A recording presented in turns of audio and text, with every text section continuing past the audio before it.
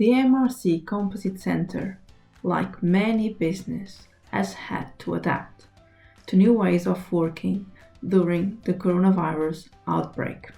Whilst maintaining safe social distancing brings challenges to practical research, our shop floor remains operational for critical activities, particularly those relating to COVID-19.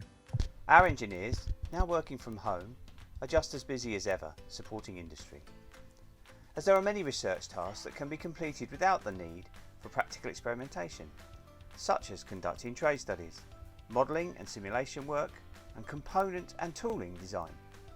We are also taking this opportunity to increase our activity in several areas, such as build writing, dissemination, and training.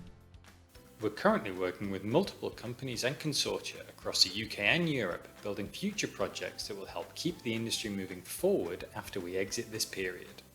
We are writing papers and articles to disseminate the work that's already been carried out in grant-funded and CATAPULT projects.